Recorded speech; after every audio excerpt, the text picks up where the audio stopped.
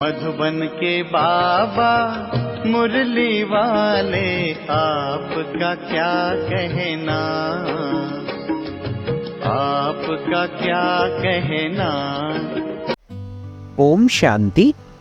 आज 14 अक्टूबर 2023 शनिवार के ईश्वरीय महावाक्य। आज की साकार मुंडी में बाप दादा बोले, मीठे बच्चे आज्ञाकारी बनो। बाप की पहली आज्ञा है, अपने को आत्मा समझ बाप को याद करो। बाबा ने कितने प्यारे महावाक्य बच्चों को समझाए। आज बाबा ने कहा है, आज्ञाकारी बनो।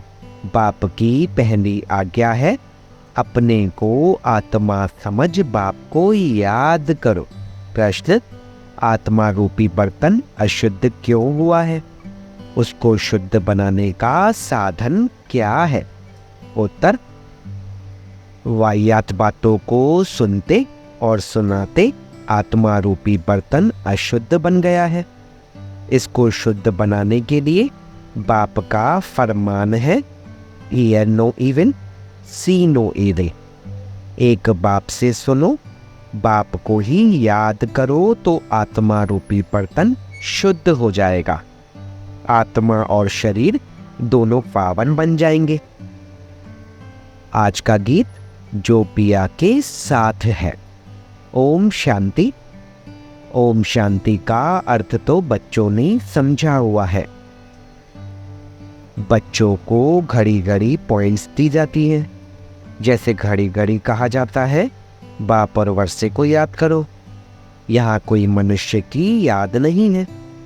मनुष्य की व किसी देवता की याद दिलाएंगे। पारलौकिक बाप की याद कोई दिला न सके, क्योंकि बाप को कोई जानते नहीं। यहाँ तुमको घड़ी घड़ी कहा जाता है, अपने को आत्मा समझ बाप को याद करो। जैसे बाप को बच्चे होते हैं तो सब समझ सकते हैं, यह बाप से वर्षा लेने आया है। फिर उनको बाप और वर्षा याद रहता है। यहाँ भी ऐसे है। जरूर बच्चे बाप को जानते नहीं हैं, इसलिए बाप को आना पड़ता है। जो बाप के साथ है उन्हों के लिए यह ज्ञान बरसात है। वेद शास्त्रों में जो ज्ञान है वह सब है भक्ति मार्ग की सामग्री। जप, तप, दान, पुण्य, संध्या, गायत्री आदि जो कुछ करते हैं वह सब है भक्ति मार्ग की सामग्री। सन्यासी भी भक्त हुए। पवित्रता बिगर कोई शांति धाम में जा नहीं सकते, इसलिए वह घर बार छोड़ जाते हैं। परंतु सारी दुनिया तो ऐसे नहीं करेगी ना। उन्हों के लिए इस हठ योग की भी ड्रामा में नोंद है। तुम बच्चों को राजयोग सिखलाने कल्प कल्प एक ही बार आता हूं। मेरा और कोई अवतार होता नहीं है। रीइंकारनेशन ऑफ गॉड, वह हुआ ऊंचते ऊंच। फिर रीइंकारनेशन ऑफ जगतम्बा और जगत पिता भी जरूर होने चाहिए। वास्तव में रीइंकारनेशन अक्षर सिर्फ बाप से ही लगता है, क्योंकि सदगति दाता एक ही बाप है। यूं तो हर एक चीज फिर से रीइंकारनेट होती है। जैसे अभी भ्रष्टाचार है तो कहेंगे भ्रष्टाचार रीइंकारनेट हुआ है। फिर से भ्रष्टाचार हुआ है, फिर से श्रेष्ठाचार आएगा। रीइंकारनेट तो हर चीज का होता है। अभी पुरानी दुनिया है, फिर नई दुनिया आएगी। नई दुनिया के बाद कहेंगे फिर से पुरानी दुनिया आनी है। यह सब बातें बाप बैठ समझाते हैं। जब यहाँ बैठते हो तो हमेशा ऐसे समझो, मैं आत्मा हूँ, मुझे बाप का फरमान मिला हुआ है, मुझे याद करो। बच्चों के सिवाय तो और कोई को बाप का फरमान मिल ना सके। फिर बच्चों में कोई तो आज्ञाकारी होते हैं, कोई आज्ञा न मानने वाले भी होते हैं। बाप कहते हैं, हे आत्माएं, तुम मेरे साथ बुद्धि का योग लगाओ। बाप आत्माओं से बात करते हैं, और कोई विद्वान पंडित आदि ऐसे नहीं कहेंगे कि मैं आत्माओं से बात करता हूँ। वह तो आत्मा सो परमात्मा समझ लेते हैं। वह है रॉन्ग। तुम बच्चे जानते हो कि शिव बाबा इस शरीर द्वारा हमें समझा रहे हैं। शरीर बिगड़ तो एक्ट हो ना सके। पहले पहले तो यह निश्चय चाहिए। निश्चय बिगड़ तो कुछ भी बुद्धि में नहीं बैठेगा। पहले निश्चय चाहिए कि हम आत्माओं का बाप वह निराकार परमपिता परमात्मा है और साकार में है प्रजापिता ब्रह्मा। हम हैं ब्रह्म कुमार कुमारियां।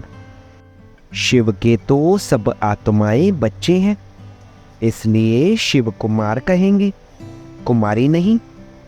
यह सब बातें धारण करनी है। धारणा तब होगी जब निरंतर याद करते रहेंगे।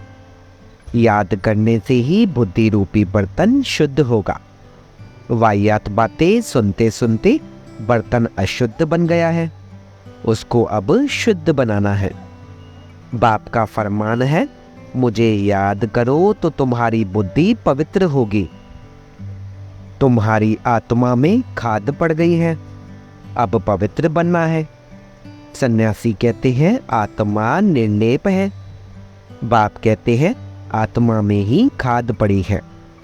श्री कृष्ण की आत्मा और शरीर दोनों पवित्र है। दोनों पवित्र सिर्फ सतयुग में ही होते हैं, यहाँ तो हो नहीं सकते। तुम आत्माएं नंबरवार पवित्र होती जा रही हो, अभी पवित्र बनी नहीं हो। कोई भी पवित्र नहीं है, सब पुरुषार्थ कर रहे हैं। अंत में नंबरवार सबकी रिजल्ट निकलेगी। बाप आकर सभी आत्माओं को फरमान करते हैं कि मुझे याद करो, अपने को अशरीरी समझो, देही अभिमानी बनो। मूल यह बात बाप बिगर कोई समझा नहीं सकते। पहले यह पूरा निश्चय होगा तो विजय पाएंगे, निश्चय नहीं होगा तो विजय नहीं पाएंगे। निश्चय बुद्धि विजयंती, संशय बुद्धि विनाशंती। गीता में कोई कोई अक्षर बहुत अच्छे हैं, इसको कहा जाता है आटे में नमक। बाप कहते हैं मैं तुमको सभी वेदों शास्त्रों का सार समझाता हूँ कि इनमें क्या क्या है। यह सब है भक्ति मार्ग के रास्ते, इनकी भी ड्रामा में नोंद है। यह प्रश्न नहीं उठ सकता कि यह भक्ति मार्ग क्यों बनाया हुआ है। यह तो अनादि बना बनाया ड्रामा है। तुमने भी इस ड्रामा में बाप से स्वर्ग के मालिक बनने का वर्षा अनेक बार लिया है और लेते रहते हो। कभी अंत नहीं हो सकता है। यह चक्र अनादि फिरता ही रहता है। तुम बच्चे अभी दुखधाम में हो, फिर शांति धाम में जाएंगे, शांति धाम से सुख धाम में जाएंगे, फिर दुख धाम में आएंगे। यह अनादि चक्र चलता ही रहता है।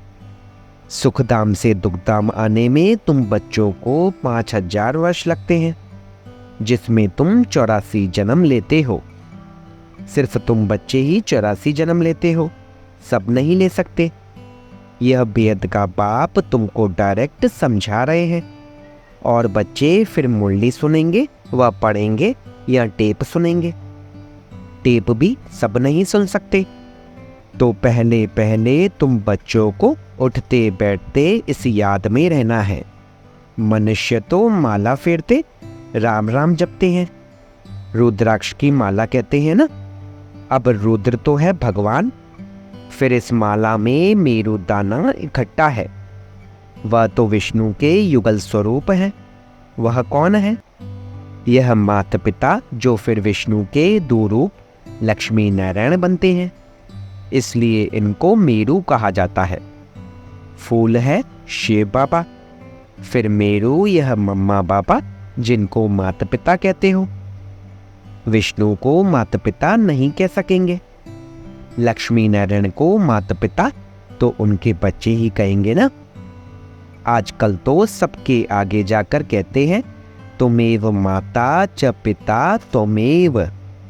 बस कोई एक ने महिमा की तो उनके पीछे फॉलो करने लग पड़ते हैं। यह है ही अनराइटियस दुनिया। कलयुग को कहा जाता है अनराइटियस, सतयुग को कहा जाता है राइटियस।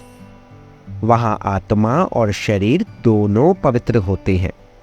सतयुग में श्री कृष्ण गोरा है, फिर अंतिम जन्म में उनकी आत्मा सावरी बनी है। यह ब्रह्मा सरस्वती इस समय सावरे हैं। आत्मा काली बन गई है तो उनका जेवर भी काला बन गया है। सोने में ही खाद पड़ती है, उससे जेवर भी जो बनता है वह खाद वाला बनेगा। सतयुग में जब देवी देवताओं की गवर्नमेंट है तो यह झूठ अर्थात खाद होती नहीं। वहाँ तो सोने के महल बनते हैं। भारत सोने की चिड़िया था, अभी तो मुलम्मा है। ऐसे भारत को फिर से स्वर्ग बाप ही बना सकते हैं। बाप समझाते हैं, श्रीमद् भगवानुवाच है ना, श्री कृष्ण तो दिव्य गुणों वाला है, 2 भुजा 2 टांग वाला है। चित्रों में तो कहाँ नारायण को कहाँ लक्ष्मी को 4 भुजाएं दी हैं। समझते कुछ भी नहीं। ओम अक्षर भी कहते हैं, ओम का अर्थ बताते हैं। ओम माना मैं गॉड, जिधर देखता हूँ गॉड ही गॉड है, परंतु यह तो रॉन्ग है। ओम माना अहम आत्मा। बाप भी कहते हैं अहम आत्मा, परंतु मैं सुप्रीम हूँ, इसलिए मुझे परम आत्मा कहा जाता है। मैं परम धाम में रहता हूँ। ऊंचते ऊंच भगवान, फिर सूक्ष्म वतन में ब्रह्मा विष्णु शंकर की आत्मा है। फिर नीचे आओ तो यह मनुष्य लोक है, वह देवीय लोक, वह आत्माओं का लोक, जिसको मूल वतन कहा जाता है। यह बातें समझने की है। तुम बच्चों को यह अविनाशी ज्ञान रत्नों का दान मिलता है, जिससे तुम भविष्य में माला माल डबल सिरताज बनते हो। देखो श्री कृष्ण को दोनों ताज है ना।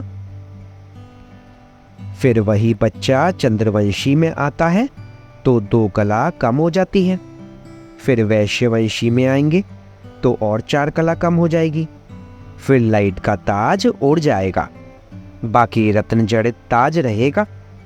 फिर जो अच्छा दान पुण्य करते हैं उनको एक जन्म के लिए अच्छी राजाई मिलती है। फिर दूसरे जन्म में भी अच्छा दान पुण्य किया तो फिर भी राजाई मिल सकती है।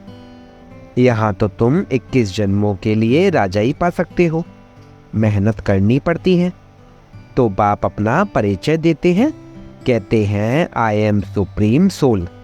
इसलिए उनको परम पिता परम आत्मा अर्थात परमात्मा कहा जाता है। तुम बच्चे उस सुप्रीम को याद करते हो। तुम हो सालीग्राम, वह है शिव। शिव का बड़ा लिंग और सालीग्राम मिट्टी के बनाते हैं। यह कौन सी आत्माओं का यादगार बनाते हैं यह कोई भी नहीं जानते। तुम शिव बाबा के बच्चे भारत को स्वर्ग बनाते हो, इसलिए तुम्हारी पूजा होती है। फिर तुम देवता बनते हो तब भी तुम्हारी पूजा होती है। शिव बाबा के साथ तुम इतनी सर्विस करते हो, इसलिए सालीग्रामों की भी पूजा होती है। जो उत्तम से उत्तम कर्तव्य करते हैं उन्हों की पूजा होती है। और कलयुग में जो अच्छा काम करते हैं उन्हों का यादगार बनाते हैं। कल्प कल्प बाप तुम बच्चों को सारे सृष्टि चक्र का राज समझाते हैं, अर्थात तुमको स्वदर्शन चक्रधारी बनाते हैं। स्वदर्शन चक्र विष्णु को नहीं हो सकता, वह तो देवता बन गया। यह ज्ञान सारा तुमको है। फिर लक्ष्मी नारायण बनेंगे तो यह ज्ञान नहीं रहेगा, वहां तो सब सदगति में है। तुम बच्चे यह ज्ञान अभी ही सुनते हो, फिर राजाई पा लेते हो। स्वर्ग की स्थापना हो गई, फिर ज्ञान की दरकार नहीं रहती। बाप ही आकर अपना और रचना का पूरा परिचय देते हैं। सन्यासियों ने माताओं की निंदा की है, परंतु बाप आकर माताओं को उठाते हैं। बाप यह भी समझाते हैं कि यह सन्यासी न होते तो भारत कामचिता पर बैठ एकदम खाक हो जाता। जब देवी देवता वाम मार्ग में गिरते हैं तो उस समय अर्थक्वेक बड़ी जोर की होती है, फिर सब नीचे चला जाता है और खंड आदि तो होते नहीं, भारती होता है। इस्लामी आदि तो पीछे आते हैं, तो फिर वह सत्युग की चीजें यहाँ रहती नहीं। तुम जो सोमनाथ का मंदिर देखते हो वह कोई वैकुंठ का नहीं है, यह तो भक्ति मार्ग में बना है, जिसको मोहम्मद गजनवी आदि ने लूटा। बाकी देवताओं के महल आदि सब अर्थक्वेक में गायब हो जाते हैं। ऐसे नहीं कि महल के महल नीचे गए हैं फिर वही ऊपर आ जाएंगे, नहीं, वह तो अंदर ही टूट फूट सड़ जाते हैं। फिर उसी समय खोदते हैं तो कुछ न कुछ मिलता है, अभी तो कुछ भी नहीं मिलता है। शास्त्रों में कोई यह बातें नहीं है। सदगति दाता है ही एक बाप। पहले पहले तो यह निश्चय चाहिए, निश्चय में ही माया विघ्न डालती है। कहते हैं भगवान कैसे आएगा? अरे शिव जयंती है तो जरूर आए होंगे। बाप ने समझाया है, मैं बेहद के दिन और बेहद की रात के संगम पर आता हूँ। यह कोई नहीं जानते कि किस समय आता हूँ। तुम बच्चे जानते हो, बाप ने ही यह नॉलेज दी है और दिव्य दृष्टि से यह चित्र आदि बनवाए हैं। गीता में भी कल्प वृक्ष का कुछ वर्णन है। बच्चों को कहते हैं हम तुम अभी हैं, कल्प पहले भी थे और फिर कल्प कल्प मिलते रहेंगे। मैं कल्प कल्प तुमको यह ज्ञान दूंगा तो चक्र भी सिद्ध होता है, परंतु तुम्हारे सिवाय कोई समझ न सके। यह सारे सृष्टि चक्र का चित्र है, जरूर कोई ने बनवाया है। बाप भी इस पर, बच्चे भी इस पर समझाते हैं। अच्छा, मीठे मीठे सिकलदे बच्चों प्रति माता पिता बाप दादा का याद प्यार और गुड मॉर्निंग। रूहानी बाप की रूहानी बच्चों को नमस्ते। हम रूहानी बच्चों की रूहानी बाप दादा को सिकवा प्रेम से नमस्ते नमस्ते नमस्ते बाबा, शुक्रिया बाबा, शुक्रिया। धारणा के लिए मुख्य सार। पहला पॉइंट, हर बातों में विजय का आधार निश्चय है, इसलिए निश्चय बुद्धि जरूर बनना है। सदगति दाता बाप में कभी संशय नहीं उठाना है। दूसरा पॉइंट, बुद्धि को पवित्र व शुद्ध बनाने के लिए अशरीरी बनने का अभ्यास करना है। वाहियात अर्थात व्यर्थ बातें न सुननी है न सुनानी है। आज का वरदान, बेहद के स्मृति स्वरूप द्वारा हद की बातों को समाप्त करने वाले अनुभवी मूर्त भव। आप श्रेष्ठ आत्माएं, डायरेक्ट बीज और मुख्य दो पत्ते त्रिमूर्ति के साथ समीप संबंध वाले तना हो। इसी ऊंची स्टेज पर स्थित रहो। बेहद के स्मृति स्वरूप बनो तो हद की व्यर्थ बातें समाप्त हो जाएंगी। अपने बेहद के बुजुर्गपन में आओ तो सदा सर्व अनुभवी मूर्त हो जाएंगे। जो बेहद के पूर्वजपन का ऑक्यूपेशन है उसको सदा स्मृति में रखो। आप पूर्वजों का काम है अमर ज्योति बन अंधकार में भटकती हुई आत्मा को ठिकाने पर लगाना। आज का स्लोगन, किसी भी बात में मूंझने के बजाय मौज का अनुभव करना ही मस्त योगी बनना है। किसी भी बात में मूंझने के बजाय मौज का अनुभव करना ही मस्त योगी बनना है। ओम शांति।